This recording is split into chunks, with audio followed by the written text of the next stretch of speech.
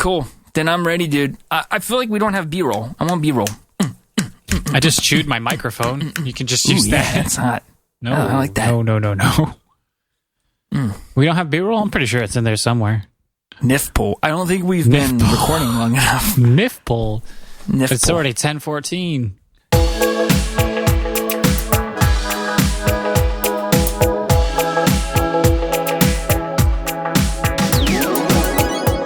Wake up, everybody. Today is June 18th, and we are Never Free to Play, a podcast where we talk about all the video games we wish we were playing. I'm one of your hosts, Karch, joined by my co-host, Jason Wright. If you decide you like us, and you want to see us, and I mean really see us, because nobody deleted their video this week, you can find us at neverfreetoplay.com, patreon.com/neverfreetoplay, or on all the other social media where we are Never Free to Play. If you have questions, comments, thoughts, ideas, feedback, please send it to us at neverfreetoplay@gmail.com. Jason, how are you doing? Very comfortable, my friend. How comfortable? I'm so comfortable. I have a story for you. Tell me. Okay, so Lauren requested that I tell this in such a way that I don't lie to the internet, but here are Jason's facts. This is Jason's truth. I've been missing. I own 2 pairs of gym shorts. The problem with that in quarantine times is that because my son is immunocompromised, every time we go somewhere, we have to come home. We have to strip down in the entry, and we throw our clothes in the wash, and then we go immediately in the shower. And that's just our protocol because that's what we have to do. So when you only own 2 pairs of gym shorts, this can become problematic. And I try my best to not go out in those gym shorts because I wear those gym shorts at home all the time and they're very comfortable. My point is, I have a gray pair and a black pair, and I've been missing my black pair for I don't know how long. I feel like it's been 6 weeks. Lauren says it's not been 6 weeks. So that's where I'll leave that. But my point is that every time I would ask her where they were, if she maybe knew, she would just be like, well, they're probably in the laundry. And today I cracked because we had to take Luke to a dermatology appointment, and we came home and we did the whole thing. And so I got out of the shower and I was looking for shorts. My gray pair was dirty because I mowed the grass in them on Monday, and I don't know where my black pair is, and I can't find them. And she just keeps telling me they're probably in the laundry. So I looked in the laundry basket. No. I looked in the washer. No. I looked in the dryer. There weren't any clothes in there. I looked in the laundry basket. No clothes in there. So I just decided to go to her drawer, and I took some Nike shorts and I put them on as a joke. But you know what? They're pretty comfortable. And that's what I had to say about them. I think we need to see that. And yeah, here you go. Maybe now, or maybe on Twitter later. Or? For everybody, for all the YouTube listeners, these are my Nike shorts. I think they're really comfortable. I honestly might buy some. I definitely have the legs to pull them off. Oh, yeah. Anyway, that'll be a treat for the YouTube listeners. But I gotta tell you, man, they are legitimately pretty comfortable and noticeably cooler than my gym shorts that go down below my knee. So I understand why in the 70s and 80s this is what they wore. Sure. Yeah, I gave up on the whole they're too short. I embraced the short shorts a while ago. I thought you only wear pants. No, that's what I'm saying. Well, a while ago being within the last 2 years. It's not a recent thing. But no, you're right. I was a notorious pants wearer. I had jeans in the middle of the summer, the Florida summer heat. I was like... Which is insane. I couldn't stand shorts. And I'm still not a huge fan. I will go out of my way to wear jeans and pants when I can. But, it's 92 degrees out and I'm walking the dog and I just can't do it. So I'll put the shorts on. Well, there you go. What have you got going on, my friend? I am kid-free for the first time in since we went on vacation after episode 2. Baby. So she's at grandma's having a good time, my mother-in-law's, and we'll go pick her up on Saturday. And kid-free podcast. I'm yelling as loud as I want. Blah! I was going to say, that's still not that loud. I know. It still seems like you fear Rachel more than your daughter. I don't fear anybody. This is just how I talk. You fear. I used to be loud. You could ask anybody. They're like, Karch, shut up. you're too loud. But these days, I'm just a quiet guy. Okay. Been watching some of them Marvel movies again. Yeah? Yeah, we did Guardians of the Galaxy 2 earlier this evening. I'd only seen it once before, and it was a lot better the second time around. So, Okay. I enjoyed it. Have you seen that one? Yeah, I have. Did you like it? I did. I mean, I enjoy... I don't think I've disliked any of the Marvel movies, except for, I think, Thor the first time I saw it, because it just felt low budget compared to the other MCU things out there. But, Right. But no, like, I think I pretty much enjoy all the MCU stuff. Cool. All right. But I don't understand the pedestal that people put Guardians on. I think it's good. I think it's just as good as the other ones. Yeah, So. I think it probably rose up a couple ranks in my books this time around, both of them. But it's definitely, like, some people put them in their top 3, and that's not me for sure. Oh, But- dude, that would be a fun show topic. Maybe that's good. Oh my gosh, Karch. Yeah. When we have you on Never Free to Play Debates, maybe we debate top 3 MCU movies. I'm ready. That's my ballpark. That's my wheelhouse. Dude, I'm stoked. All right. Okay. Let's get into it. So, housekeeping, as usual, please follow us on Twitter and subscribe on YouTube. Watch those videos, listen to them, download them, leave a comment, leave a review if you can. I know not everything has reviews, but if it's there, do it. 5 stars. Boom. Write Easy. in. Send us an email. Comment on the things. What's the email address, Karch? neverfreetoplay@gmail.com. There you go. And then lastly, and we won't talk about this anymore, but today is Thursday, June 18th. And so this is our new recording day. And we had a little bit of trouble. And by a little bit, I mean a lot of bit of trouble with everything technical last week. But everything should go up on Monday. Podcast, YouTube, video, etc. So look for that when it's ready. Totally. I dig this recording schedule. I like it better because it's, like I said last week, it's toward the end of the week. So I'm like totally just amped that tomorrow's Friday, and then I have the whole weekend to kind of edit and do all that stuff. So one other housekeeping note, we only currently have 3 Patreon supporters, but apparently Patreon's doing this thing where they're going to be subject to sales tax. I believe I have our tier set to everyone. You don't get bonus content for supporting us. It's just like, hey, we support you. Here's $1. So I set it to that, to like just the support level. And I believe that's going to be considered tax-free in most locales and like in most states.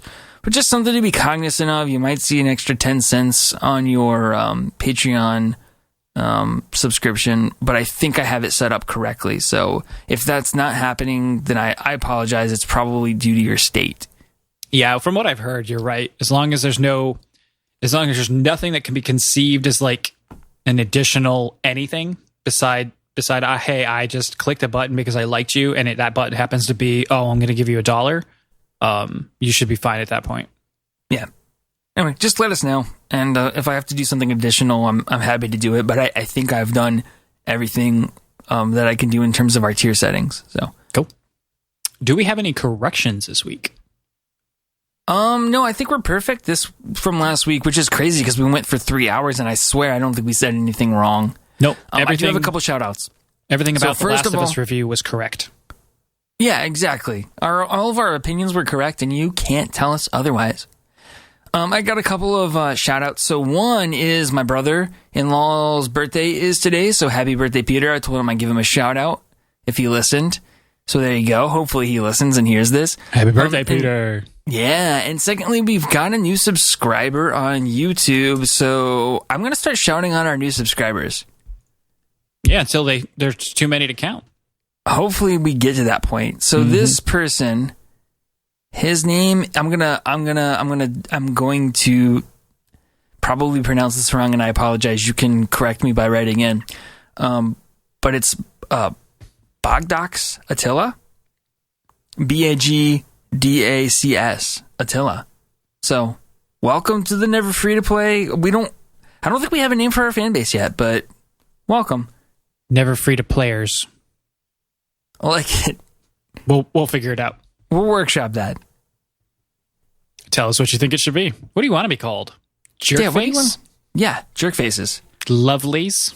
I'll call you lovelies. I'll call you babies. I like that. My honeys. This is getting creepy real quick.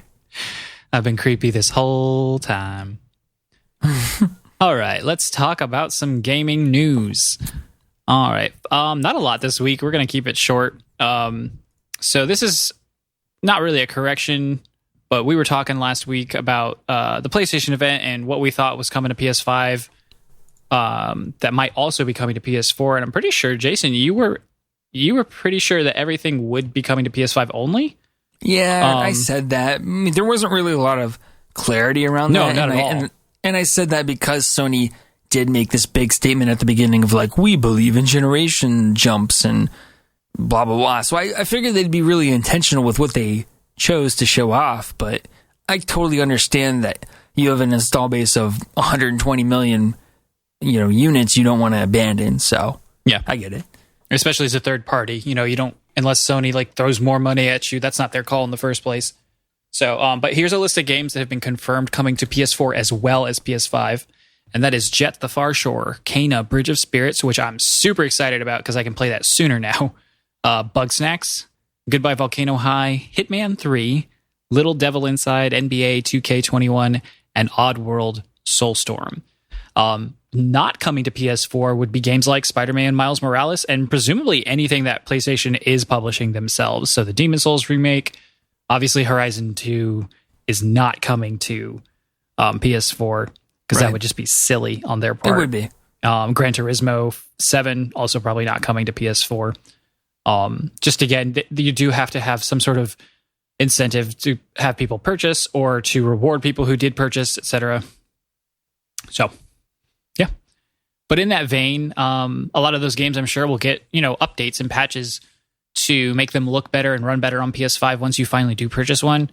Sony's come out and said that while they have those systems in place to go ahead and kind of like patch those games, that it will be up to each developer.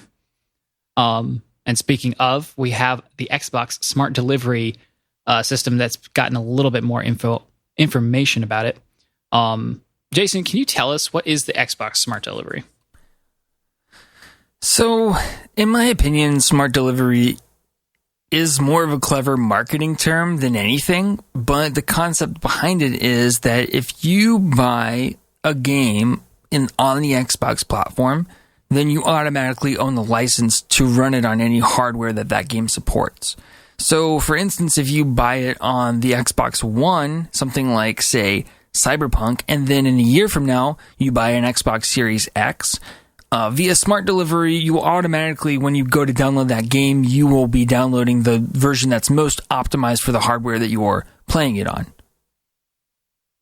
But, go ahead, sorry. Sounds great. No, it does sound great. I guess where I'm like a little bit like, who cares on this one? I mean, I think it's a cool concept. I think it's awesome. But at the same time, we've kind of already seen this with both the Xbox Series, the Xbox One X and the PS4 Pro. There have been games that have specific Pro patches and you didn't have to pay anything extra for them. So this is just common sense to me, but they are definitely winning consumers over by branding and marketing it as this kind of novel thing. And it is cool that it kind of straddles both generations. Right. I think more than just the generational thing, because at this point, especially with the way that PlayStation's tackled it too, I think the thing that they're stressing isn't, okay, previous gen console to current gen console, as much as it is, I bought it on Xbox, now I can play it on PC too. As long as it's supported there, because I know sometimes not everything is. And then eventually when they do, what are they calling their streaming initiative? Xbox Anywhere?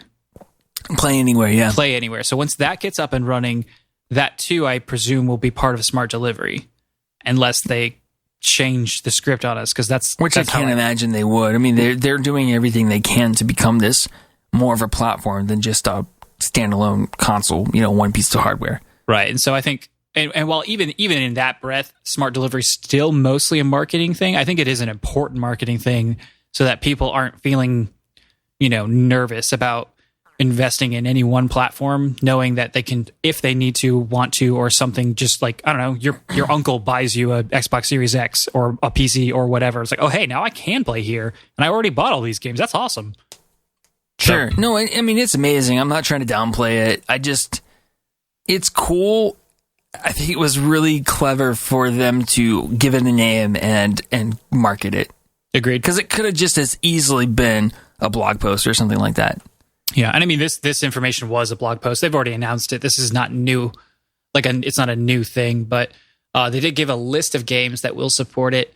Some of these are no surprise because they are Xbox produced, but some of them are not. So here's the current list that was available. It's Halo Infinite, Cyberpunk 2077, Assassin's Creed Valhalla, Destiny 2, Dirt 5, Scarlet Nexus, Chorus, Vampire the Masquerade Bloodlines 2, Yakuza Like a Dragon, The Ascent, Call of the Sea, Gears 5, Second Extinction, and Metal Hellslinger.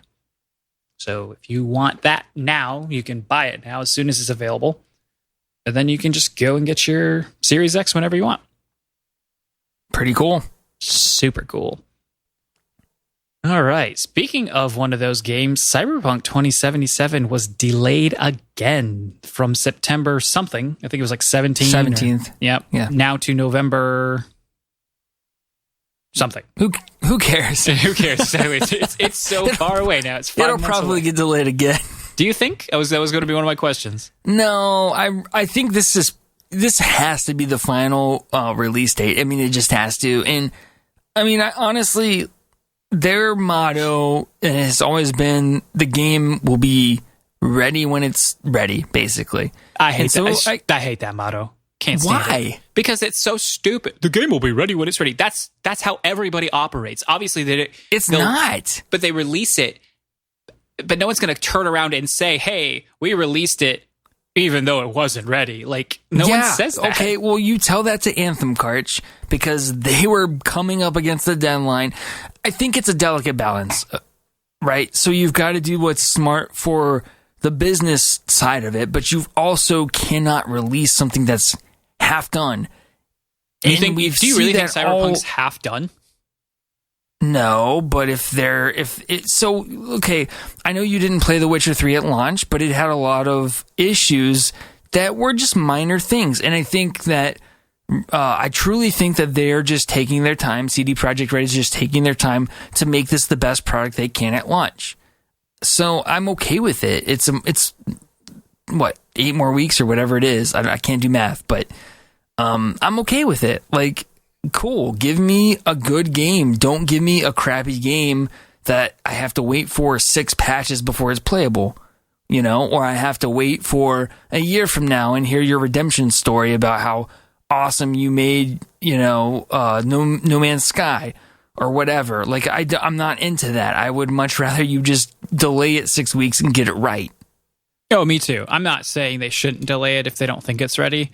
I'm just, as much as I hate people who lose their mind when a game gets delayed, I'm starting to just feel the same way about people who are like, it's fine, Shigeru Miyamoto quote, because they whipped that out. I already saw it, like hours after they delayed it and announced it. It's like, hey, I think now's a good time to remember this amazing Shigeru Miyamoto quote, at which point he goes on to say, a bad game released early is bad forever.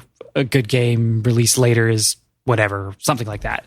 Basically, I've heard the comment made that that's not even true anymore in 2020 because you can patch it. Yeah, and like I said, I am a little dubious that it's kind of like when The Last of Us delayed itself by 5 weeks. I'm like, really?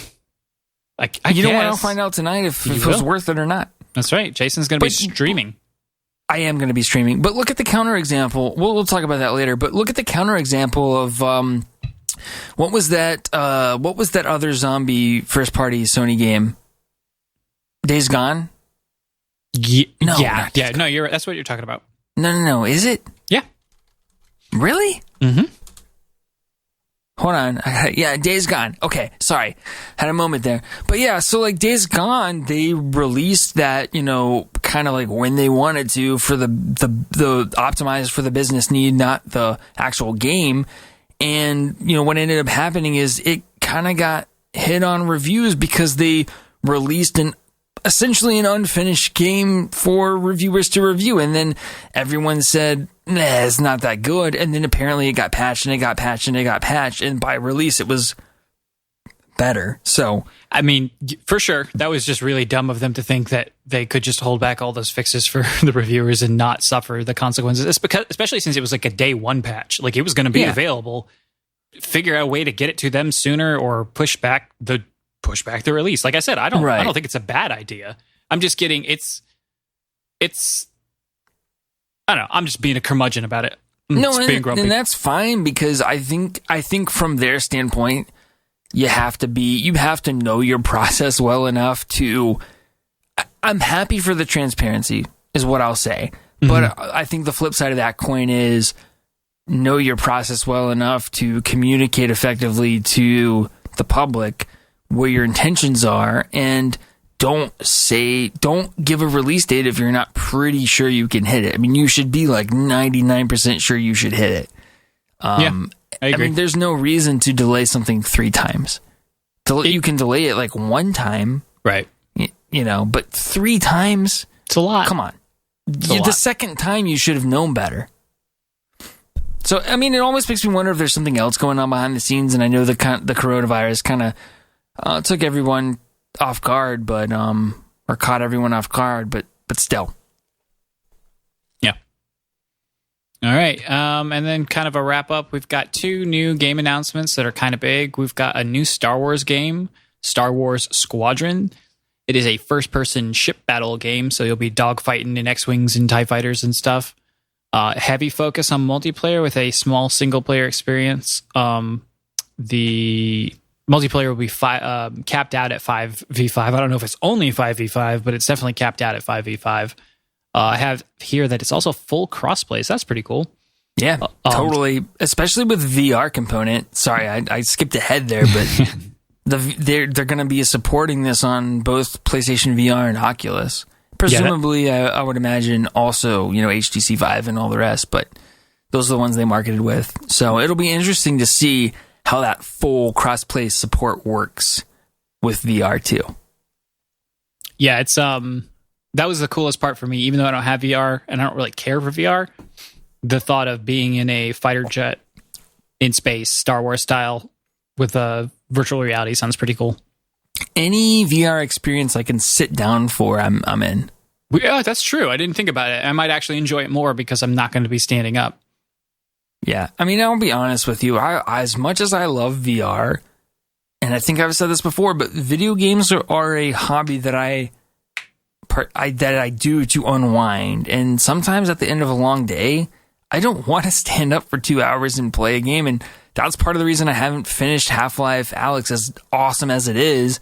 I mean, I had some technical issues that I have since addressed, but I haven't gone back to it. And the thing is like at the end of a long day, I just want to sit down and lay back and unwind. And sometimes VR is a little intense and immersive to be able to do that. So it's a lot harder to fall asleep with the headset on your face too. Exactly. I bet you I could do it. I bet I would love to see that. I'd be like sitting on the couch with you looking at my phone, and all of a sudden you've stopped playing, and I'm like, Jason. Right. I could probably fall asleep standing up, to be honest with you. I would love to see that too. All right, so it is coming October 2nd later this year for only $40. So again, that kind of speaks to its multiplayer only nature, which is a hard pass for me. I've kind of just, I'm not really doing the Star Wars thing anymore for the most part. I'm not just jumping up and down for joy anytime something gets announced, whether it's movie, TV, game, but a multiplayer only, Starship battle thing is not for me.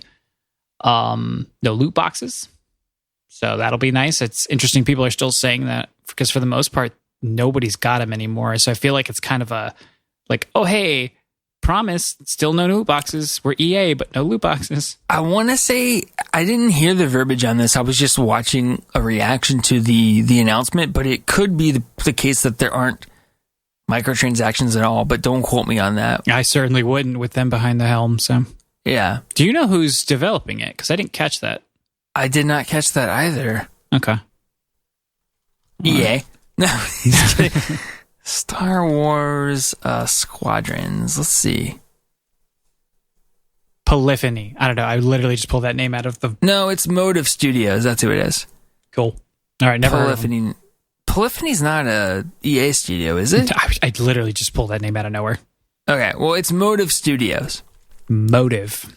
Yeah. Motor Drive. I don't know anything about Motive. I probably should, but one question I had about this. Well, first, let's talk about the loot box thing. Mm-hmm. I would honestly almost rather see this game be free to play and supported by microtransactions, because I would totally try this game, especially with it being in VR, if it were free to play. Don't say evil things like that. I mean, I would. If they could do it as well as say, like, not that you wouldn't play it, but that you would want it to be free to play with, microtransactions. Cosmetic microtransactions. But that's how you get $60 games with microtransactions. They can't help themselves. If you start asking for them again, they're going to put them back in the other games too. The point is, I'm not paying $40 for a multiplayer only essentially experience. You know what that tells you? It tells you while you might try it for free, you don't actually want to play this game. You're just going to play it because it's there and it's somewhat more enticing than other free games. But for the most part, what if I like it and then I'm like, cool, no, I am in on this. I mean, it happened to me with Fortnite. I was about to say, for a while. How long? A couple months. I don't get into stuff for that long. Occasionally, I'll jump in and still play with Greg. Right, exactly. So, I don't know. My other question is, because I don't know the Star Wars universe that well since Disney procured the license, but is this story in this game considered canon to the Star Wars universe? I don't know. Because they made a big deal of it, like it happened right after, I guess, the end of episode... Return of the Jedi. Which is... 6. Yeah. Yep. Sorry. If it is, it's inconsequential. It won't matter. Vader will probably somehow still show up because he always does, even though he's supposed to be dead by this point. But he'll find a way. He always does, whether that's in like you say, like a cosmetic thing or not. But it's nothing about the trailer showed me that there's characters in here that they care enough to like really give like the time of day to. They all look like just generic fighter pilot people. I don't know. We'll see. That might be changed, but that's not the vibe I was getting. And if the single player component to Battlefront 2 is anything to consider, then again, this is just not going to be a story worth telling. Okay. Fair enough. Yeah. All right. So I promised I wouldn't talk about it, but here we are. New Pokemon Snap announced. Woo! No release date. It's coming to Switch. That's like really all we know. Cool, man. It is not a remake though. It is a new game. It's got all the new Pokemon. It had some from as recent as Sword and Shield I saw in there. It is still like the same exact kind of game though. You're like on some sort of track in some sort of like car, slowly moving through, taking pictures of Pokemon. Now you could pretty much 100% Pokemon Snap in probably like 6 hours if you took your time. Hopefully they'll put a little bit more content in this one. I never understood the hype around Pokemon Snap, and I never understood the people who were like, we need a Pokemon Snap. I'm glad that they're getting it. Don't get me wrong. But me personally, I remember very distinctly that a lot of stores had the demo for Pokemon Snap set up originally back in the day. And I remember going to those stores and playing those demos and just being like, oh, cool. I took a really slow ride through a jungle and took a picture of a Pokemon. I had no desire to own it. I did not own it. I never rented it. But, to each their own. Like I said, happy that it's there. I never understood the hype. Can you explain it to me as a bigger Pokemon fan than me? I mean, we loved it at my house. We rented it 2 or 3 times, my sister and I. It was a novel thing. It was just this cute, different way in a time where there was one way to experience Pokemon. Well, maybe 2, the games and the cards. And the cards are just not quite the same as the game. So here was another like Pokemon spin-off type thing. And it was fun. You're a kid. And as far as people like, why they've been asking for it for this long, it's because it's unbelievable that it took them this long to do it again. Like, I don't know the numbers on the original. Maybe they were just horrendous, or it was just like some guys dream job to make it, and then that person was gone. They're like, oh, good, we don't have to make that crap anymore. I don't know, but it seems silly that it took them this long to get around to it. But no, I'm not excited for this. I will not be getting it. Me neither. Yeah. So maybe Matt will buy it. This sounds like a Matt game. Well, then I will mooch it off of Matt then. I'm just kidding. I don't know that he will or not. Even maybe in VR I would play this game. Yeah, that could add to it. I'm just not about it, man. I just don't understand. It's pretty much totally on rails, right? I mean, yeah. I read it described as it's a rail shooter, or it's a light gun game, but instead of a gun, you have a camera and it's Pokemon instead of like zombies. Well, anyway, there you go. It's out. Sorry, internet, if you hate us because we don't share your love for Pokemon Snap, but there. Yeah. All right. That's the news. Not a lot. Hopefully more next week. Jason, what do you wish you were playing? Anything coming up or that's come out? There's nothing, no imminent releases or anything like that I've like pre-ordered and digitally downloaded, prior to release at 11 p.m. Central. Mm-hmm. Just kidding. Shoutcast, baby! The Last of Us Part 2 is releasing at 11 p.m. Central, so about an hour and 9 minutes. And I've already got it downloaded, and I'm super stoked, and I'm actually going to be streaming it tonight on Twitch. And so here's how this is going to go, because we're not professionals and we don't know what we're doing. I will stream it from my PlayStation 4 Pro to Twitch with audio. I don't have the hardware to do it with video, but what I am going to do is I'm going to record the video separately, and then I will download the Twitch video, I will edit it, and then I will re-upload it to YouTube with video. So if you want to watch it tonight, which I guarantee you, since this is not coming out until Monday, there's no way anybody listening to this will have had the opportunity to catch it. But I'll be streaming on Twitch, and then it'll go up. I don't know when it'll go up. I don't know when I'll edit it together. I would assume as soon as possible. So I'll try to get it up tomorrow at the latest. But I do want to try to get like 2 or 3 hours in and just kind of see what's up. And so I'll have impressions for everyone next week. Cool. Yeah, What about you, Karch? I want to watch that as soon as it's up, but I also want to play it. So I know. I wouldn't recommend you watch me do it. I want you to have your own experience with it. Yeah, maybe what I'll do is I'll play, and then we'll talk about it, and then I'll watch what you did, because I want to do a straight up reacts to your playthrough, and I want to just rag on you the whole time. That would be ridiculous. They can choose between your authentic playthrough or my just comedic ribbing of everything that you do. I would rather watch that, to be honest with you. Well, there you go. Well, you can download, so I'll have the Twitch video, but you can also download it from our account, because I have our account set to auto archive, but I think it only archives it for like 3 days and then it'll delete it. So really, yeah, that's weird. It's the Twitch thing. You have to be like either, what do they call it? Like not affiliate, but yeah, I think it's affiliate, isn't it? Partner or some crap. Okay. Or either that, or you can do Twitch Prime, but I've already linked my Twitch Prime to my other Twitch account, not the Never Free to Play. So anyway, what about you, Karch? What do you wish you were playing, man? Anything really. I didn't play a lot of anything this week. I've ended all my nights at like 9:30 or later, and I've been really tired. But as far as something I don't own yet, I've been just kind of in the back of my mind thinking about Bug Fables a lot, which is that Mario Party, or excuse me, Paper Mario inspired indie game that came out maybe like 2 or 3 weeks ago. And I saw another trailer kind of like / video description thing of what the new Paper Mario is going to be, Origami King. And I wasn't feeling it. Like, we'll see. I'm not getting that game at launch, mostly because it comes out the same day as Ghost of Tsushima, and I'll be definitely getting that. As long as the reviews are looking good. But I'm going to wait on the other Paper Mario. But everybody loves Bug Fables, and Bug Fables is only like $25, so I'll probably be getting that soon. Let me ask you a question. Yes.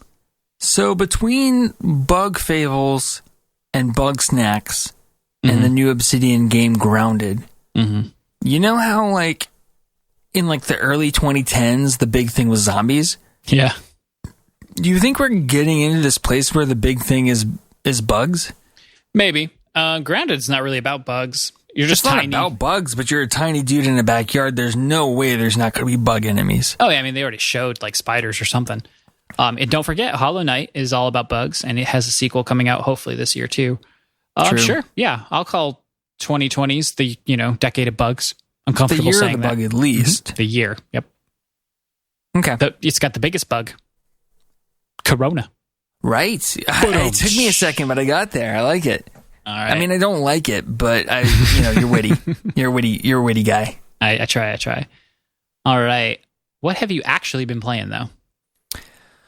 I'll be honest with you. I spent the majority of the week trying to clean up our technical difficulties from last week because we had a plethora. We had your video getting deleted. We had you accidentally recording with the webcam. We had my lights dying.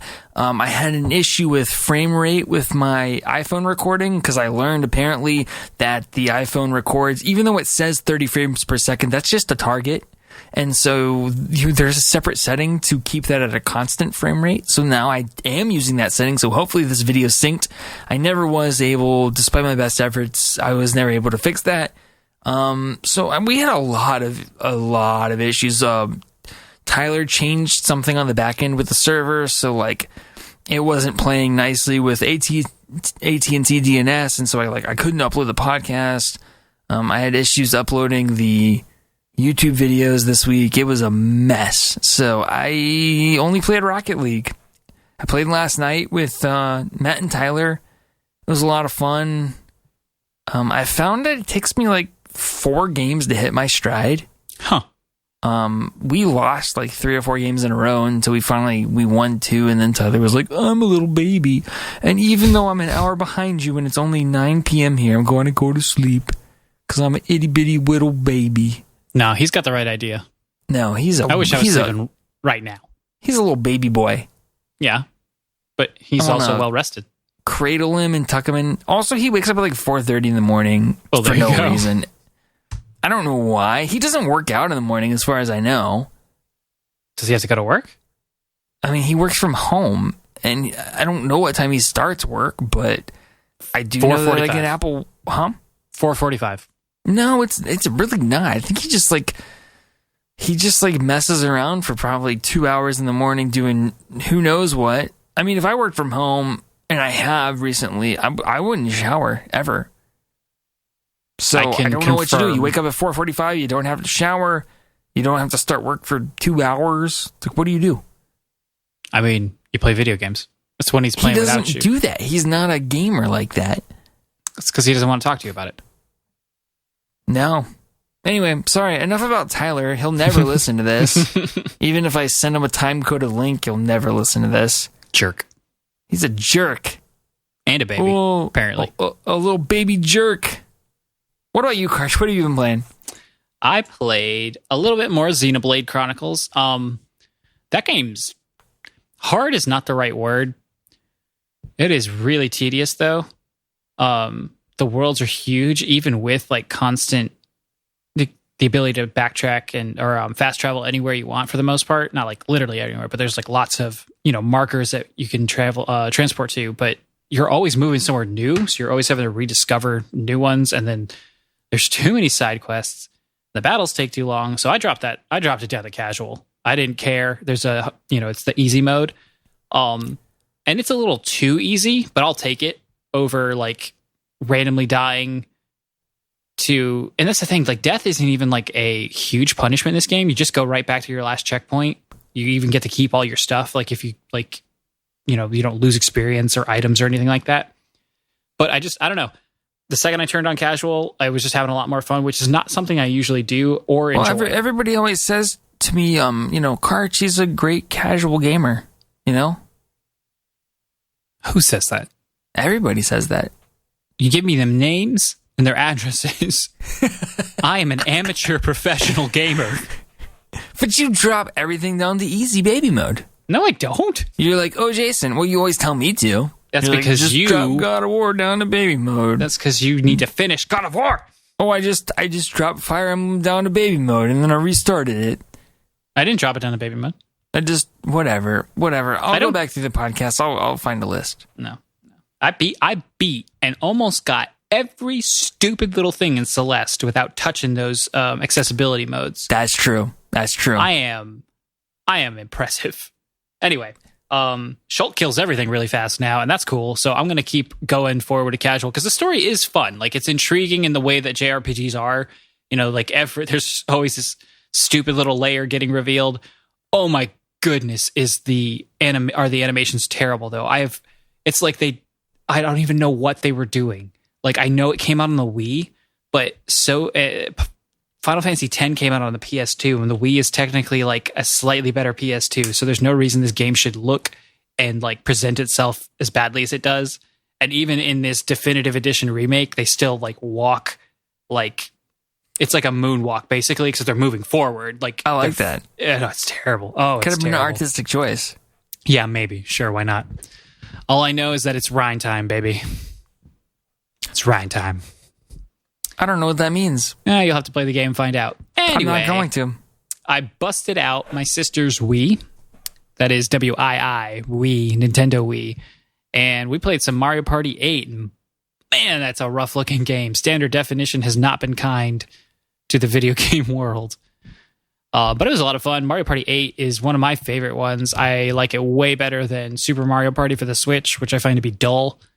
And it doesn't actually take that much longer, if at all. It might even be shorter, like in the same amount of turns and whatever. But it's like watching paint dry. I can't stand it. So talk to me about this, because I know we've talked about Mario Party here in the past, and one of the major criticisms of Mario Party is that in these later games, you're just kind of all in this shared cart or whatever, and you traverse the board all on the same space or whatever. Yeah. How does Mario Party 8 deal with that? When did they introduce that really bad mechanic? They started that on 9 and 10. They did it for 9 and 10, and they got rid of it for the Switch, Super Mario Party. So that was a bonus, but the maps are just really boring in the Switch version. And that's it. I mean, the maps are everything in that game. If the maps aren't fun, but it's the maps and the mini games. And the mini games are pretty fun. There's nothing wrong with the mini games, but it's only half of it. And so if the maps aren't fun and there's no strategic decision, even in the slightest, to make, like you roll the dice and you get the star, and it's done. Right. I mean, it's not that fun. But Mario Party 8 has really interesting board designs. Like one of them is it's a beachy thing. And you start, it's just a straight line. You go down from one point to the end, and you get your star for free. Usually you have to pay for it, but this time you get it for free. And then you go back to the beginning, and then hopefully get to the end again. But along the way, there's like these dolphin taxis, and if you pay them coins, they'll get you ahead further. So it's kind of like they took the price of the star and they shifted it somewhere else. So there's a new luck component. There's a new strategy component to that. There's another one where you kind of buy hotels. So there's a board and there's all these little like buildings, and if you go by the building, you can pay this Koopa like 10 coins, and now you own that hotel, and each hotel is worth a star. But then someone can come up behind you and pay 11 coins, and now they've invested more, so the star is yours now, or theirs now. Sure. So they take it from you, and then they get it. And then if you keep pumping money into it, the star points go up. So now it's worth 2 or 3 stars even. And it's stuff like that that makes it just, way more fun, because there's a lot of variety. That's kind of neat. I still contend that the best Mario parties were probably on the N64, to be honest. You are correct. Those are impossible to play, though, both literally because it's hard to play 64 games these days, and those controllers, you just can't go back to them. You can't go back to those control schemes trying to play those mini games. Mm-hmm. But if you could just take those, just update them, just give them a new definition, do HD version of Mario Party 1 and 2 and 3, the first 3 that came, I would love that. Just make it a Mario Party collection where it's just a combination of all those maps and mini games. That would be so much fun. But why would they do that? Nintendo is, they're the worst sometimes, man. They got to innovate everything. They can't ever just cash in, I guess, because Because I don't know. even agree with that.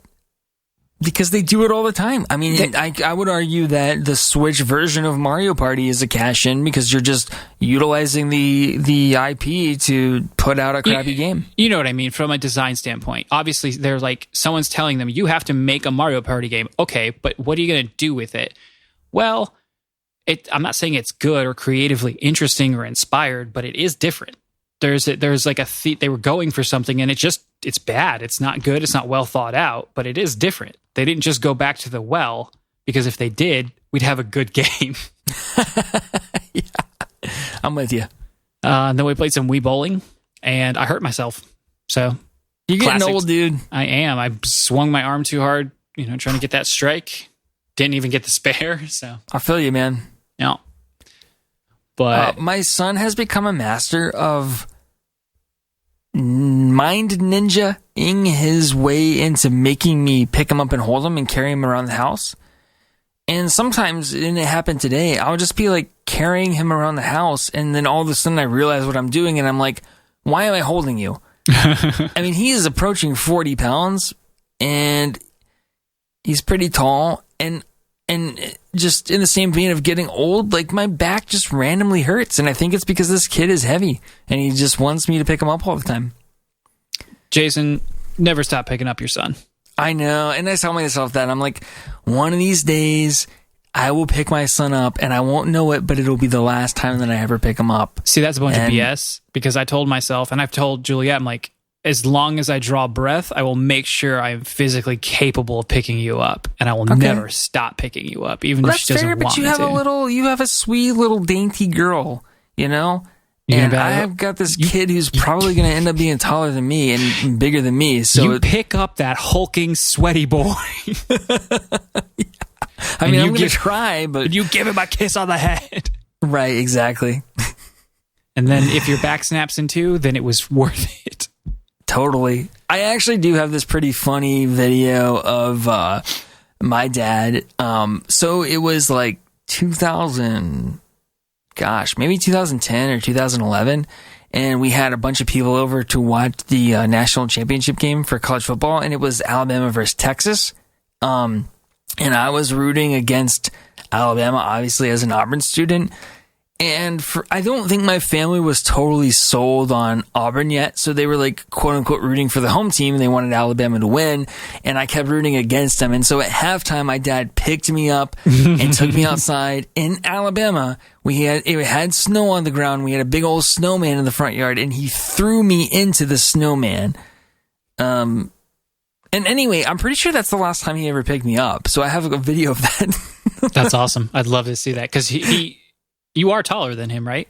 Yeah, by a lot. Right, exactly. So I was about to say, it's like fairly like exactly what you just described with what what Luke's going to be. It's just a glimpse into the future.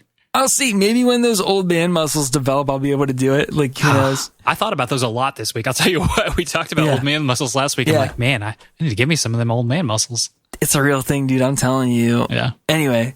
He was also just mad at you and raged. Nothing like rage to really... He wasn't. He just wanted to throw me in the snow. Sure. Anyway. All right, I have a note in here on the good old doc about your vegetables, Jason. Have you been eating your vegetables? I've been eating nothing but beer and candy, my friend. I'm so disappointed in you. Batman is so disappointed. Look at my shirt right now. Look at this. He's so disappointed. It says, Jason, you should be playing my game, Jason. I can't see your shirt, but I'm assuming that's Batman. Don't break the illusion. Okay, sorry. I'm wearing a Batman shirt, and he spoke into the microphone. Oh, okay. And he's disappointed in you. I'm disappointed in me, man. I mean, I don't know. I knew I wasn't going to finish it before tonight, and I knew I wanted to commit myself fully to The Last of Us and not get any more into the weeds and Batman, and then, like, I don't know. I just didn't do it. I'm sorry. You're going to die from malnutrition. And it's going to be my fault. I blame myself. You're a bad friend. You haven't been texting me about it every day. You just wait to shame me on podcast night. I thought that'd be enough. Next time we do another round of this, so that game's dead. You're never allowed to play it again. What? No, I'm taking it away from you. No. I'm going to give it to a child who's deserving of it. I feel bad. I know. That's fine. Okay. We'll find your new vegetable is obviously The Last of Us Part 2. It's not a vegetable. I want to do that.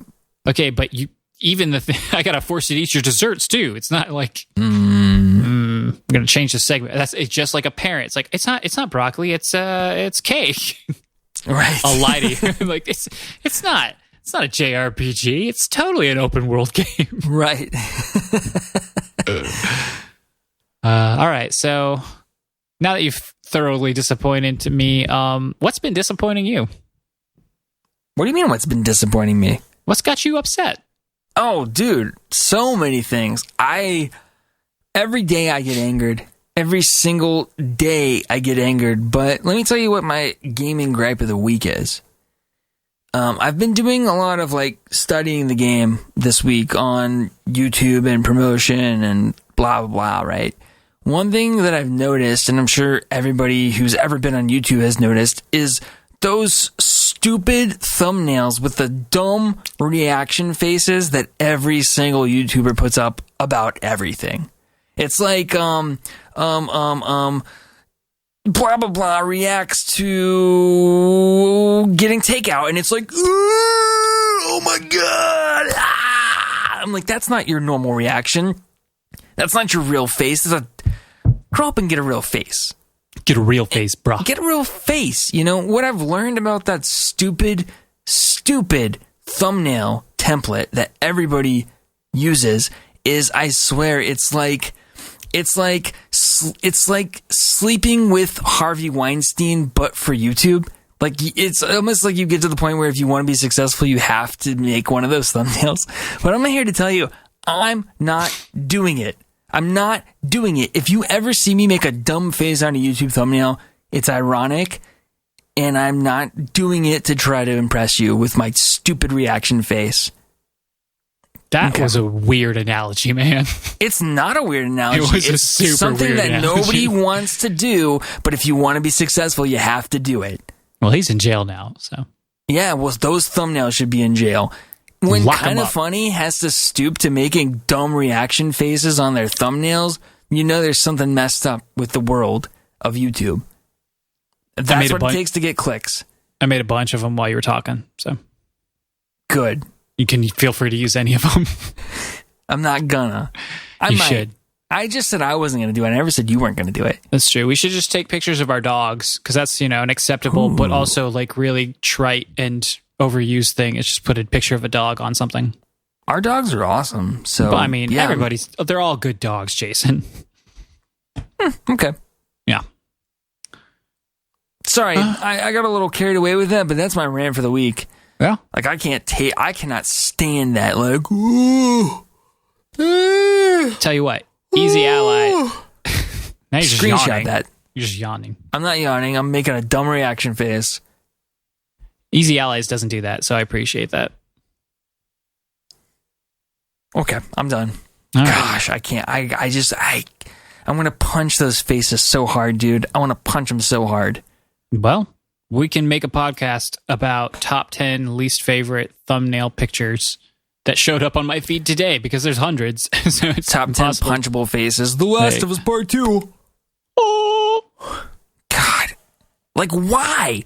What possesses you to make that stupid face and then Photoshop around it and then do a little white background behind it and then put it on a thumbnail of a thing you're reacting to? Who decided that was a good thing, man? The masses, they're dumb. And we want them to join and subscribe to our podcast.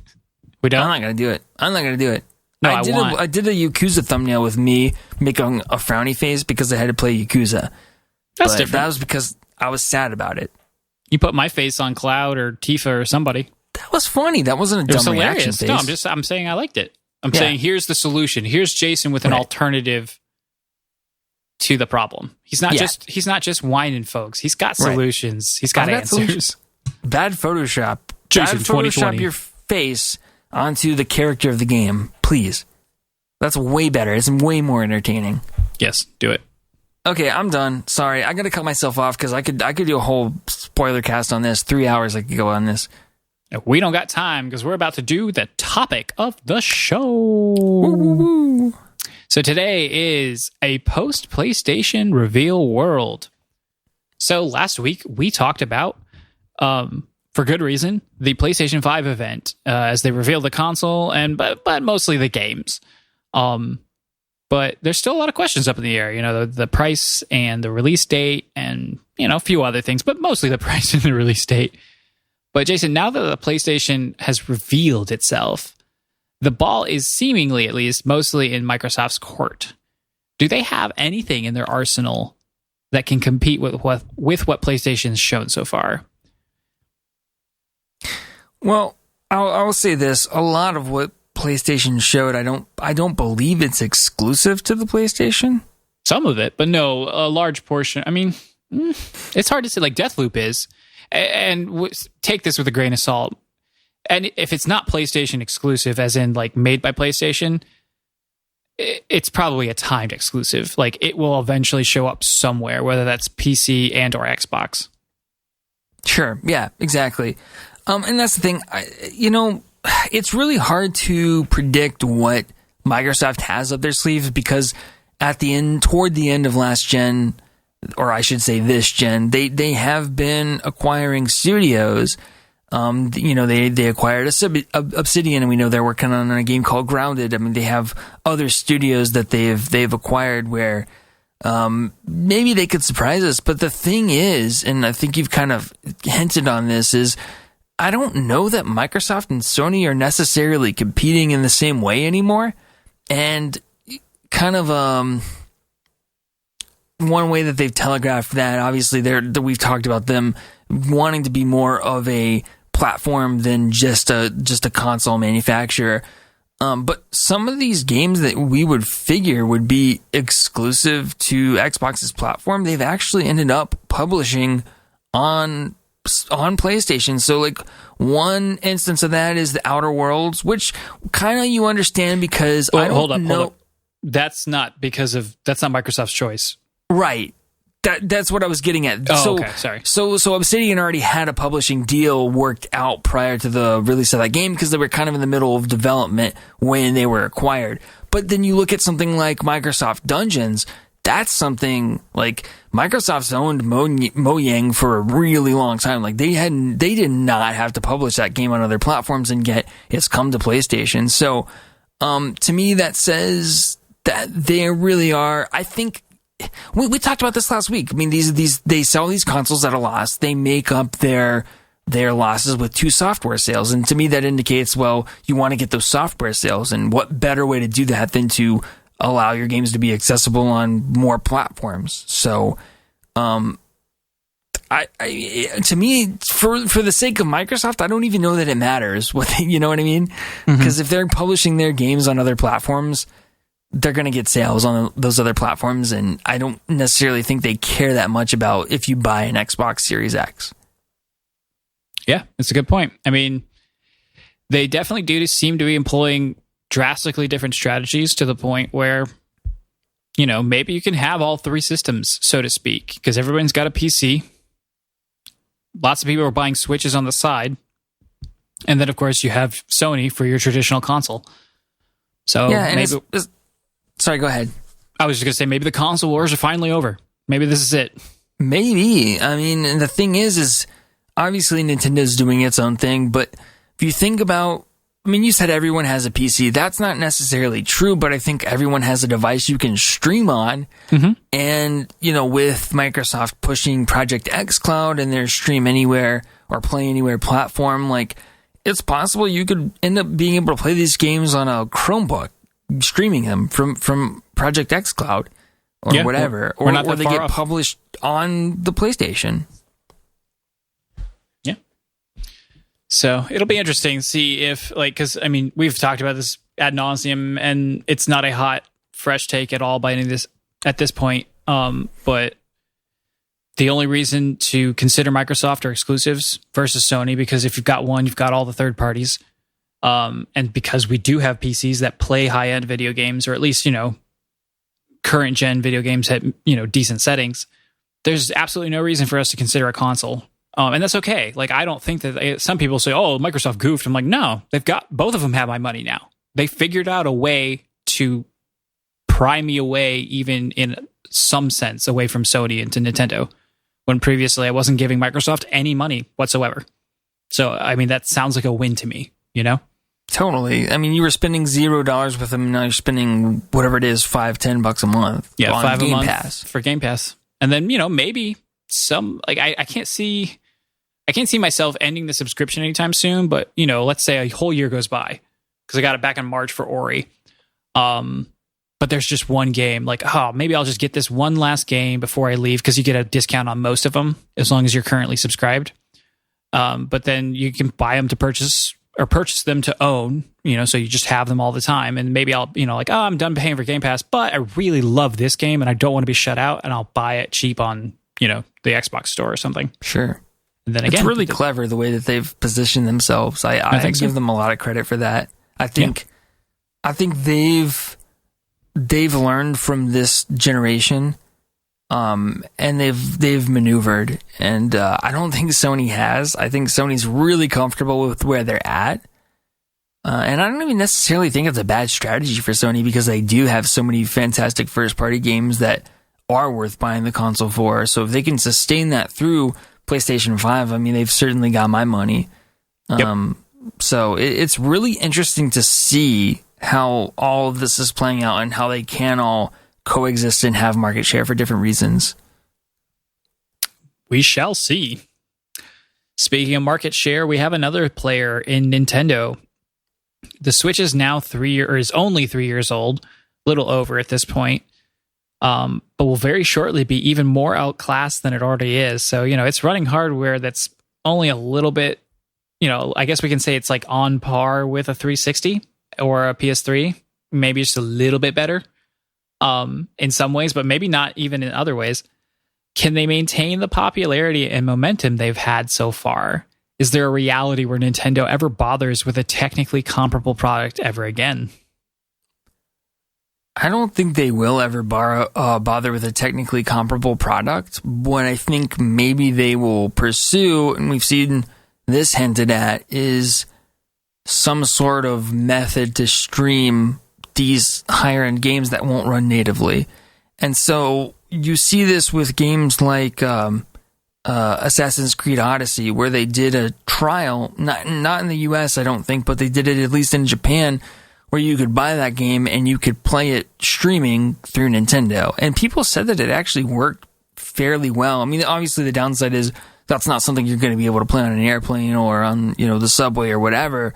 But the options are there. So I would say, if anything, they would pursue partnerships and licensing deals like that, where they could put those games on their console in a different way. And then you see the flip side of it, where you do see games like Doom Eternal being ported. So I think the scalability with the newer development tools does make it more possible if you want to put the effort in to get your game on the Switch. But I think streaming's kind of the easier solution there. So we'll have to see how it pans out. What do you think, Karch?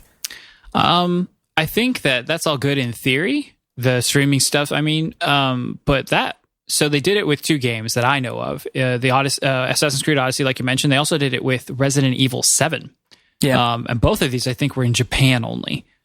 Yeah. Where, internet infrastructure isn't nearly as big a concern, because it's a much smaller area with much tighter, like, urban environments.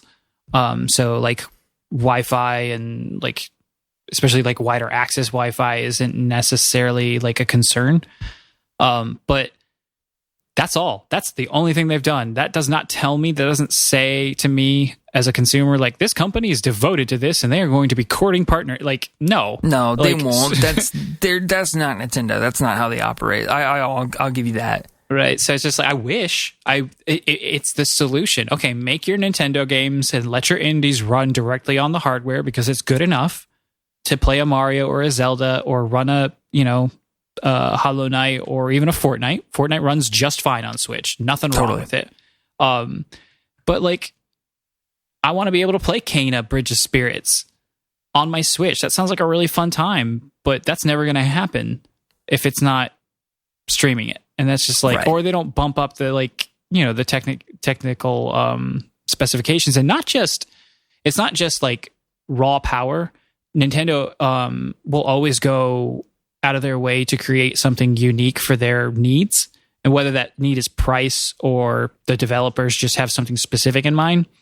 It's not just, I have to downgrade the graphics. It's I have to work on a different architecture. It was really, really bad for the Wii U. It's gotten a Power lot. PC, right? Something. I don't remember what it was specifically, but like it couldn't run things easily. Just you couldn't take like not a Unity game. Like you couldn't take Unreal games and just port them over like you can on the Switch as long as it's an Unreal 4. But it is x86 architecture on the Switch, correct? I think so. But again, there's a caveat. Whatever it is mostly the same as everything, but it's different enough. And then on top of that, it's weaker. So it's those two things combined, which, okay, sure, yeah, Doom ported, but I don't think Doom sold that well on it. And people I don't even know if Doom Eternal's out on it yet. No, it's not. That's the other thing. Like Doom Eternal came out, 3 months ago? Yeah. And I don't even know if there's a release date for the Switch version yet. December 31st, 2020, which looks like a placeholder. It's 100% a placeholder. Yeah. No one's buying that. I mean, they had originally promised day and date, so there you go. Did they? Yeah. Are you sure? Yes. We're going to have to correct that. No, you're not, because it's right. We're going to double check. Sorry, got distracted. But then additionally, everyone hates the Outer Worlds port. They say it looks and runs terribly. Really? And it's funny because I was considering getting that for the Switch when it came out, but then I ended up playing on Game Pass before that, and I didn't need to, but now I'm glad because I would have had to drop $60 on it, and I never would have, preferred that over playing it for essentially free. Hey, to save us from corrections, I think it was not Doom Eternal that was promised day and date with for the Switch. I think it was Wolfenstein New Colossus or Wolfenstein 2. Gotcha. Was that? Like, was it? I don't think it did. I don't think it ended up coming out day and date. I think it was supposed to be. Gotcha. I think. Anyway, someone can correct me on that. I'm not even going to look it up because I can't find any concrete information on that. Anyway. So Nintendo probably going to stay in the dirt, stay in the dust for a long time. I just wish I would buy a Nintendo console that cost a lot of money if it was technically on par with like a PlayStation. Because, yeah. Like, but I mean, I'd be willing to buy only that. I'm saying, like, if I can get my third party, like, if they could, like, where the scenario is every game that would normally come out on an Xbox or a PC or a PlayStation is going to come out on a Nintendo console too, and then you get the Nintendo exclusives as well. I would strongly consider not getting the next PlayStation, even though that means I have to give up some really great games. I don't think I would in that case. Like, if you had asked me 3 or 4 years ago, I probably would have said the same thing, but I think at this point, I prefer the Sony first-party games. They're really good. They're really good, but so are Nintendo first-party games, and... That's true. Like, I buy the Switch now because it's reasonably priced, and I love a handheld, and that would be part of it, too. Like, I would want them to maintain a handheld environment, which really ups the price, I'm sure, when you try to make something like a PS5 fit in the palm of your hands, but you can't. You can. I'll pay $1,000. It's fine. You can't. I mean, you could, but the battery life would be like 45 seconds. Yeah, that's true. It would be really bad. All right. So moving on, something else that Sony revealed was that they've got, and this is rumored on the Xbox side of things for a long time, but it was interesting to see Sony just kind of come out with it because I don't think I heard anybody talking about it, was digital only console. They have a discless version. They've been attempted in the past, but they're normally for handhelds. So like there was like a PSP Go for PlayStation, late in the PSP's life cycle, that came out with a discless version for that. Or they're low cost revisions of existing consoles. So I'm pretty sure that the Xbox One has a discless version. Is that correct? Yeah, it's called the SAD edition. The SAD edition. It's Xbox One S all digital. I'm not kidding you. It is. That's so funny. Yeah. Which is not sad because digital's great. Right. But what does it say when a major player has one in their opening offerings? And will this be a success? I have to believe that it will be, because I just feel like that's the way the market's shifting. And I think this is a really good time to go ahead and put this out, especially if you can save someone $50 or $100, at launch, and now they are locked into your ecosystem. We talked a little bit about this last week, but once someone is on a digital only platform, they have no option but to buy from you. So it's true. I tried just today to pre-order, because I had a GameStop gift card, and so I was trying to pre-order The Last of Us Part 2 digitally from GameStop. I couldn't do it, so I had to buy PlayStation Network gift cards from GameStop, and then load them onto my PlayStation account and then buy the game from Sony. So I know sometimes retailers will sell those little cards that like have the game name on it and like it's got a code for the game. But at the end of the day, they don't control the prices for those. You're not getting a used copy of that. So, yeah, I think digital only is a super smart move. You kind of, I don't want to say that it's a trick, but you kind of trick people into thinking they're saving money, and they're really, in the long run, maybe not. Although I will say, and we've talked about this too, is that with this generation, I feel like sales have been very generous on the PlayStation Store. So, I mean, I commend them for that. Yeah, they've been really good. Anything that's been out for over a year, for the most part, or even 6 months, not PC levels, but comparable, in a lot of ways, depending on the game. Even the ones that are super, like God of War was $20 less than a year after it came out. I think I got it sooner. And I think I used some I think I got it only a couple months after it came out, so that's not a really good example. But Horizon, I got Horizon brand new for $20 within the first year it came out, if I'm not mistaken. Awesome. Yeah, it was great. And like Borderlands 3 hit $30 sooner on console than it did on PC, and I think part of the reason is because it was an Epic Game Store exclusive. So you didn't have all those competing retailers that had Steam codes. So it maintained that like $60 or $50 price point for the longest time when it was sitting there for $30 on console. So there's another example. Because PlayStation does have to compete with Xbox. I don't know who sets the prices though for those third-party games. That's one thing I don't really know how that works. I think it's a bit of both. I think, I couldn't speak exactly to how the contracts and the divvying of the funds works, but I think that both the third parties can say, hey, we're going to set, based on the rules, like we're going to have a sale from all our games, like a publisher, like Bethesda or whatever is going to have a sale on Bethesda games. And then, on the flip side, Sony can also say, okay, we're going to have a sale on all the games or whatever, because it just becomes a matter of whose cut is getting taken out. Sure. Or maybe they come to an agreement. Maybe at that point it's like, hey, let's have a sale and we'll just all take that much less of a split or whatever. Yeah.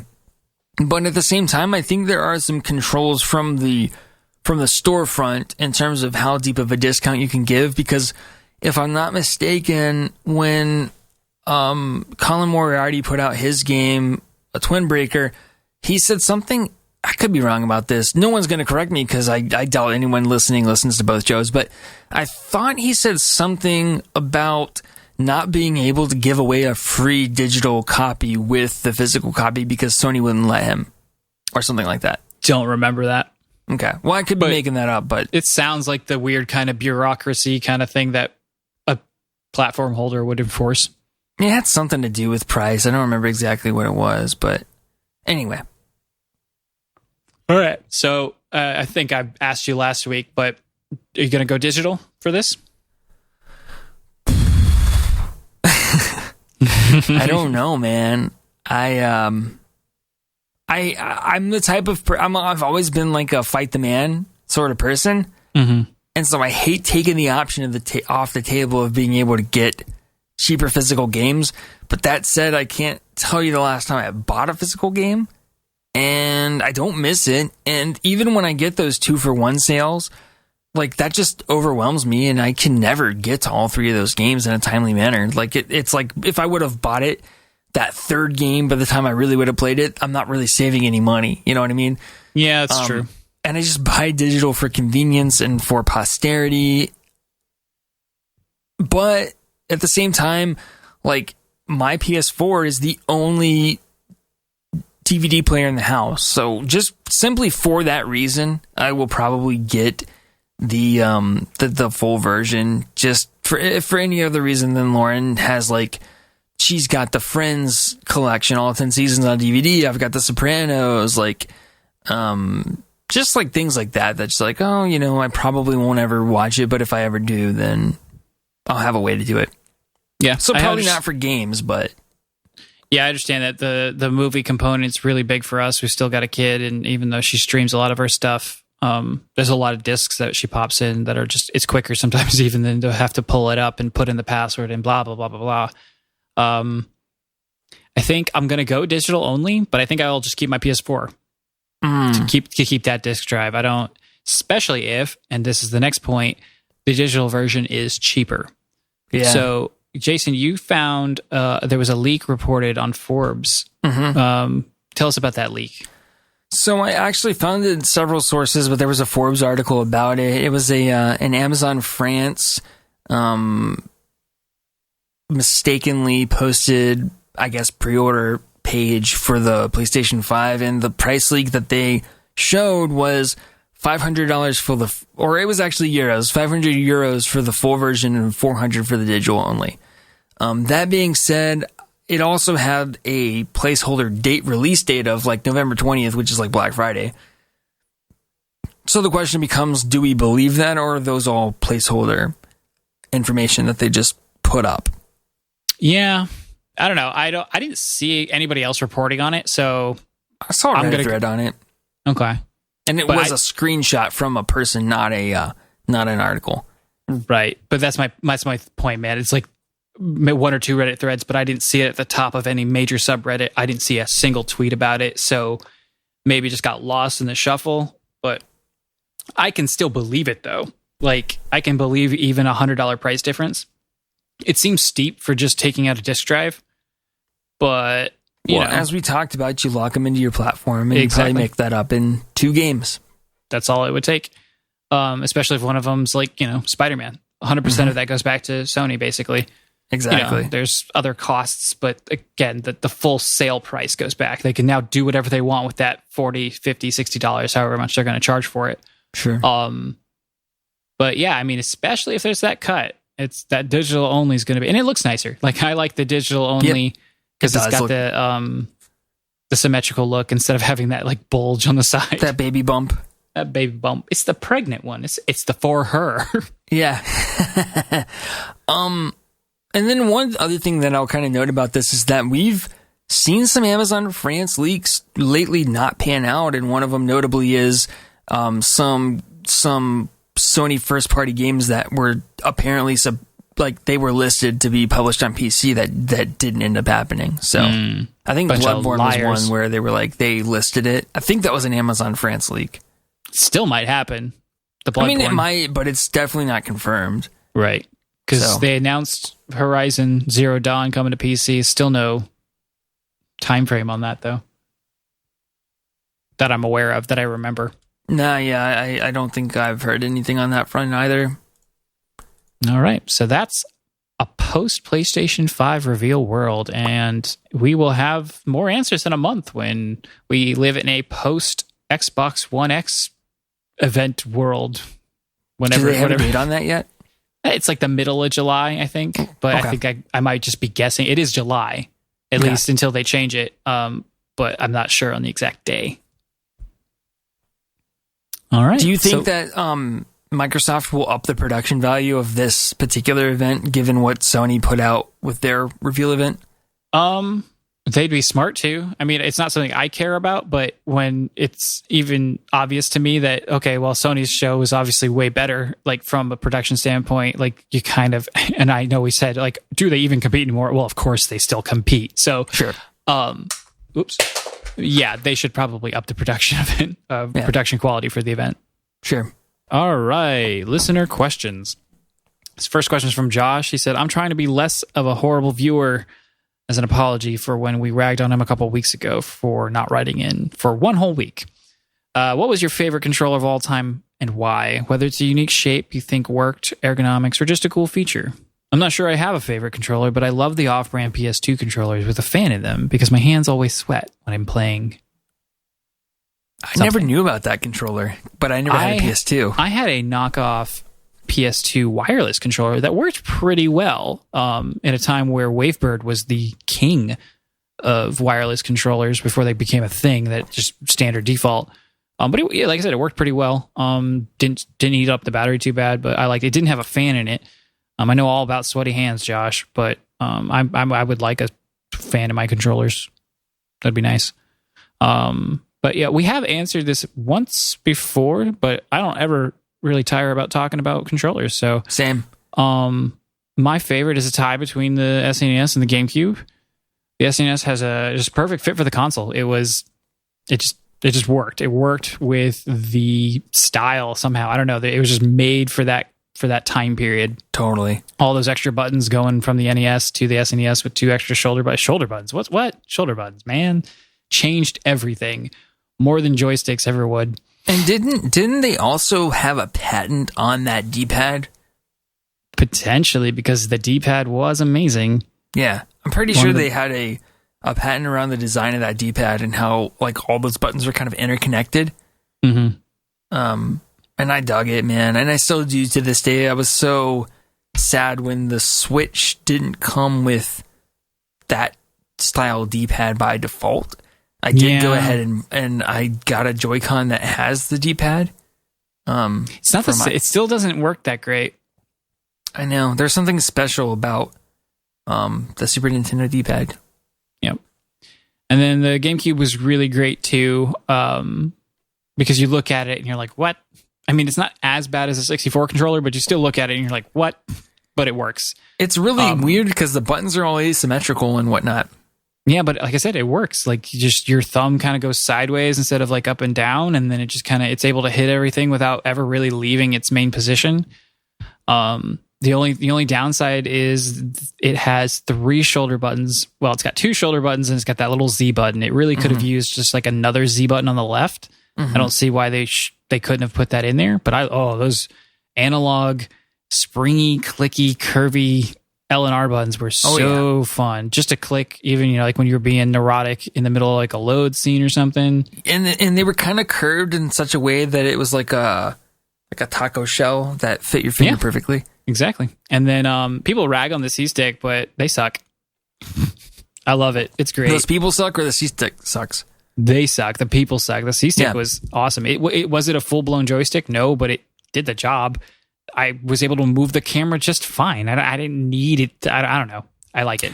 I don't understand the asymmetry with it. I don't understand why Nintendo has to be so weird and why like they have to challenge what just like works so well and what traditionally just works. But at the same time, I think it's what makes Nintendo unique. And I'll say this, I think last time we had this question, I answered the Xbox One Elite controller, and I stand by it because it's just a phenomenal controller. And I love it, but I tried to limit myself to like controllers that were not this generation because obviously, I don't know, like as we iterate, we get better and better at this, and we understand what works from an ergonomic standpoint and what doesn't work, and like what does game design demand. And I think we've kind of settled in. It's hard for me to imagine a major renovation to like what we have right now. But anyway, what I'm trying to say is I try to limit myself to not this generation. And I think my favorite like not this generation controller is the Wavebird. And I remember it was certainly the first wireless controller I had. And I was just absolutely blown away by it. And it was the perfect shape, and like having to make space for that battery pack made it a little bit fatter, but it was actually really perfect for your hands. And I absolutely loved that controller so much. The funny thing is, as wireless controllers were kind of coming into the mainstream, I was still so tethered to the mindset of a wired controller that to this day, I cannot sit further than, say, 5 feet from the TV and play a game. I just can't do it. That's funny. It doesn't matter if it's a if we were in a theater, like I cannot sit further than 5 feet away from a TV and be comfortable playing a game. I think that's why I really like PC gaming, because I am so close to this monitor, and it's just weird. I feel like oddly disconnected from the thing that I'm controlling. But yeah. Yeah, I've never thought about that before. I broke that habit a long time ago, I guess. I can't do it. I have to be centered to the TV. I have to be about 5 feet away from it max. And I've actually had to wean myself off of sitting in the floor. I mean, obviously I did this over time, right? When I was a kid, I would always sit in the floor and kind of look up at the TV, like you're in the front row of a theater. But I slowly at least got myself to be able to sit on the couch and play. And even then, sometimes it feels weird. And I have to sit up. Like, I have to sit up and just be right on it. I cannot just, like, lay back and chill, play a game. This is your problem, man. This is why you can't finish stuff. You're just in stress mode the whole time. It very well could be. It's just, I could do it, and I do it sometimes, but I'm not. It makes me worse at the game. Like, I'm not good at the game when I do that. Nice. I hear that. That makes sense. Well, you picked the right controller, so congratulations. Cheers. All right, thanks, Josh. And by the way, all these questions were from like 2 weeks ago because we didn't take questions last week since we had a jam-packed schedule. But Sean also wrote in, says, "Hey, fellas, really enjoyed last week's podcast. Karch, you definitely sound better, and procedural things like the intro and plugs are sounding real smooth." Obviously, he said that before you screwed up the microphone. Yeah, exactly. And I will sound good once again this week, Sean. I hope. It will. I was also happy for the return of What You Wish You Were Playing. Oh, okay. Well, we'll keep doing that then. Just seems right for a podcast called Never Free to Play. His question for the week is, like Karch, I'm a big fan of the newest God of War. What do you think really elevated the game over other games, such as The Last of Us? Also, sorry, Jason, for a question more tailored towards Karch. Thanks. That's fine. Feel free to ask one of us a question anytime. Yeah, no problem. Because we'll just insert our opinions regardless. Yeah. Because we're jerks. Big jerks. So, Jason, even though it wasn't directed at you, why is God of War so much better than The Last of Us? You want me to start, or do you want to start? All right, I'll start. Yeah, you start. He asked. Directed it. Yeah, it was for you. You start. So this took me. It was kind of hard to answer this one because so much of what I enjoy about God of War is just, I feel, personal preference. Like, I have a lot of history with the God of War series, both just playing it and nice memories. I love Norse mythology, and I love the take that they're doing on it. It's kind of this almost Marvel-esque, which is funny because Thor is in the Marvel movies, so they are the ones who are doing the Marvelification of it. But there's this almost comic bookiness to it because real Norse mythology is dry and ancient, and there's not a lot to it. I mean, there's a lot to it, but at the same time, there's nothing to it because of how old it is and how little we have to go off of. And people just didn't think and talk like they do. They didn't write stories like they do today. So it's fun to see that what it feels like, it still feels fairly authentic, even though it's setting in a video game world. And you're going to sit here and tell me that you don't think Gilgamesh is the greatest story ever written? I didn't say that. No one said anything about Gilgamesh. Gilgamesh, number one. Gilgamesh all the way. It's not. What is Gilgamesh? That's not Norse. No, not even. It's like ancient. It's just ancient story, like it's maybe Middle It Eastern, might be Egyptian. Northern I want to say Egyptian. Yeah, could be. Gilgamesh. Anyway, but yeah, I loved God of War 1, especially loved 2. Never played 3, but I watched a bunch of a lot of a playthrough through it, and I was like, yeah, I would have enjoyed this if I'd had the occasion to play it. But so from an objective standpoint, if I can even call it that, as to what I think this game is so much better, because obviously it is well received more than many other games. A lot of people love this game and they can't wait for the sequel. So to say there isn't something at the root of that probably isn't true. But if I had to say it in a single word, that word would be focus. This game is very focused. It has some clear ideas of what it wants to do, and it executes them perfectly. And I mean that. And things that it does well, it does perfectly. There are a few things it doesn't do well, and those are just okay, and there's room for improvement, like enemy variety, more bosses, that kind of thing. But the story and the world are very contained. Linear is a dirty word a lot of the time. But for me, it's really what I'm looking for in most games. I don't want an open world a lot of the time.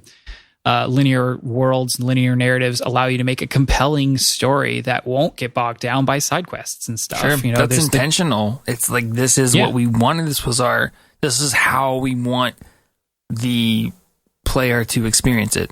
Right, and there still are side quests. You get to that lake and it kind of opens up just a teeny bit, and then a little bit after that, you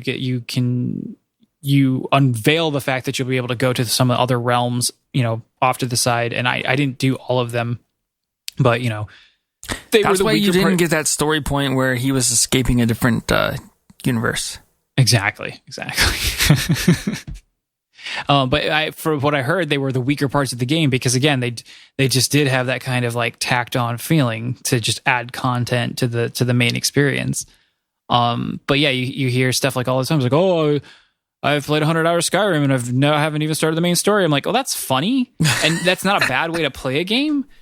But at the same time, at some point, you have to ask yourself, it's like, what was the point of having a story in the first place? Like Zelda doesn't. It has a story. It has a very good story, but it is so very specifically like hands off, and it's really only these 4 major beats and then the end, and that's it. And then everything else is what you make of it.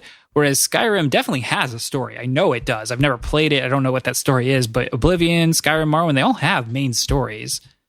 And while the side quest stories are also really good, when your main story is no different or even worse than some side quests, it's like, I feel like you still dropped the ball. You messed up something. You messed up the way you designed the game, or you wrote a poor story, or you just didn't instruct the player quite the right way to get them to play it. And it's kind of the same thing with The Witcher 3. There's so much stuff to do, but The Witcher 3 has a really compelling main narrative. And so now you're torn between essentially 2 games. You have The Witcher 3, quote unquote on rails, and then you have The Witcher 3 everything else. And that's why you prefer JRPGs to Western RPGs, because apparently these Western RPGs don't have enough cat finding missions. They don't have enough cat finding missions. Exactly. You gotta have 80 hours of cat finding missions. 80 hours, 81 hours to be safe. Yeah, I agree with you. Well, go ahead.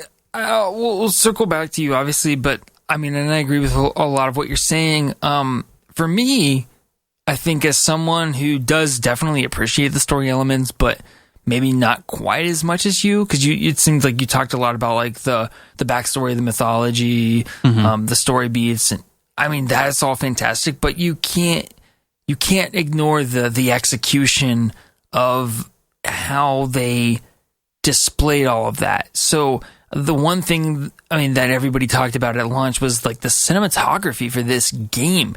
And how often do you talk about cinematography for a game? This entire game was one shot. That is incredible. One camera, one shot. This entire game, what was it, like 30 hours-ish? Something in that neighborhood? Yeah, pretty close to it. That's something that's totally unique to this medium of media, of storytelling. You cannot do that in a film. The closest I've ever seen was something like Birdman with Michael Keaton, but they cheated with editing tricks. This is truly one shot. It blows my mind. It's incredible. How do you design that? And then more than that, if you get into the gameplay, the combat in this game is incredible. It's so good. It's so intentional. It's so like, it's one of those things where it's like, and I know this sounds trite, but it's easy to do, hard to master sort of thing. And the combat system is very deep, but even more than that is they put so much emphasis and work into making that axe feel so powerful. They used editing tricks. They used like the controller vibration. They used every tool at their disposal to make this axe look and feel amazing to use. And that's just like, I've never seen any other game do it quite like that. Yep, I agree. The combat is much like the story, very focused, and while there is some choice, like, because a lot of people get really bent out of shape if you don't let them, do whatever they want. period, whether that's dialogue choices or skill tree choices. And while this has skill trees, Kratos is never going to become an archer all of a sudden. He's never going to become a mage all of a sudden. He's always going to be Kratos. He's always going to be wielding a weapon right in their face, brutally beating down on that enemy. And exactly how you go about that is up to you, obviously. And I love that. And there is, I feel, still a lot of choice without sacrificing and making this kind of blasé system, because that's what happens sometimes. It just becomes boring or just not fun because they have to account for too much, or they weren't overwhelming. Exactly, overwhelming. That's what I feel about, like, I was talking about Xenoblade earlier. Like, there's too many characters to like, and too many loadouts of skills and stuff. And like, dude, I don't know what to do. Path of Exile. Oh yeah. Well, that's a different kind, but yeah, I know it's in a very totally different vein. type of game, but it's the same kind of idea of like, when you give the player that much choice, that's a game that I mean, it's cool and I love it for its origin story of Diablo 2, but at the same time, I'm so overwhelmed by that much choice. Yeah, me too. So that's it. That's why we love God of War, Sean, because it's the best game ever. That's why. It's up there for sure. It's up there at the top. But Skyrim's really good too. On the throne. Skyrim's really good too. Skyrim sucks. But Skyrim's really good too. Oh, my bad. Skyrim's really good too. Yeah, shut up, Karch. No, Sean loves it. I'm losing that vote 2-3. Woo! Well, this shoutcast is coming to a close. I feel like you didn't get loud enough for someone who doesn't have a kid in their house. Then you tell me you're going to go to sleep in 10 minutes. Like, get loud, baby. Come on. Stop judging me. I can't help it. That's what I do. I don't want to get loud. I don't want to get swifty. I don't want to get jiggy with it or anything like that. God. Here's what I want you to do. I can't believe you're going to have no kids in the house and you're not going to get jiggy with it. It's too late. The jigs are gone. They've left. They've gone home to bed. Wait, did Rachel go too? Or do you have the house to yourself? No, she's here. Okay. Hi, Rachel. Yeah, she's not there. Well, I said hi. I felt bad one time. I didn't know she was in the room and I didn't say hi to her. And then I felt bad about it. That's because you're the worst. I am the worst. But no, actually, I'm not. Who is the worst, Karch? Who is the worst? Why, it's your Never Free to Play Debates co-host, Greg Artolona, and you should shout at him when you call. If he answers, just scream right into the phone. Let me go get a phone to call him with. I got to go get my wife's phone. Oh, that's right. Yeah. We didn't plan this. Yeah. Damn. Vampity, vampity, vampity, vampity, vamp, vamp, vamp, vampity, vampity, vampity, vamp, vamp, vamp, vamp. No, that was bad. No one wants to hear that. I'm sleeping, guys. I'm sorry. I'm sleepy Karch today. It's because I didn't have my cold brew. It was a long day too. Work's been nuts. Nutsy like a squirrel. Thank you, Lauren. Okay, I'm back. I wish you weren't. Hold on. All right. Let's do this. Let's give him a call. Here we go. One more time. Everybody's feeling fine. Oh, here we go. No way! Shout. Hey! You answered, you Shout. mofo. 70 views! Yeah, man. Never Free to Play Debates, episode 2 is doing fantastic. I am so proud. Especially considering we didn't even post it to like Reddit or anything. Yeah, I feel like we're figuring some stuff out, man. Did you look at the comments? I did. I was like, I want to reply back, but then I was like, well, I don't want to reply back at your account, but I don't really have another account. I'm thinking about like jumping on my account and then being like -Greg or something. Just do it from our account. I don't know if you've seen my replies, but we always just do -Karch -Greg. So I should use that one and just like -Greg? Yep, that's fine. Do that. All right, I'm going to do it. I'm a hype. Woo, woo, woo. Dude, I'm about to start The Last of Us Part 2. It's out 3 minutes ago. It's live, baby. I should go ahead and download it. I can't play it now because I don't want to start it and then go to work and then not actually play it. But I should go ahead and download it now so next week I don't have that weird waiting game. Or you can watch me stream it on Twitch. No, you guys aren't going to spoil it on this, are you? Well, on your podcast? Not on the podcast, no, but I haven't played it yet. But I am streaming it tonight, and I will put up a video. Hey, Rick. Twitch.tv/neverfreetoplay Oh, yeah. is popping off in about 10 minutes. Well, my baby just woke up and is crying, so I am going to go. All right, man. I'll talk to you later. Peace. All right. He understands that it's a showcast. He gets it. Dude, I'm so hype, man. Dude, I'm so hype. I'm going to go play it, man. All right, well, I'm going to let you go then. Let's get out of here so Jason can go stream his very first game in The Last of Us Part 2. Woo, woo, woo, woo. All right, everybody. That is all for this week. Find us at neverfreetoplay.com or patreon.com/neverfreetoplay. Follow us on Twitter. Find us on YouTube. Subscribe, like, leave reviews. Tell your friends. Hope you all have a fantastic week. We will try, but we are never free to play.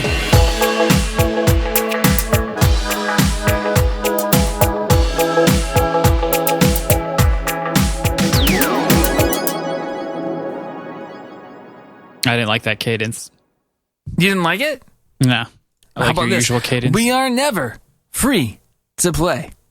No, do what you usually do. What do I usually do? It's fine. We'll do it next week. It'll No, come no, to no. you. What do I usually do? I don't know. You do it, not me. How about this? We will try, but we are never free to play. It still sounds wrong all of a What sudden. do I do? I don't know. That's what I do every week. I'm having a brain fart, I guess. But we are never never free to play. I don't do it like that. Play. Do it like that. We are never free to play. I hate Barney, whatever. Barney character. I'm done. All right.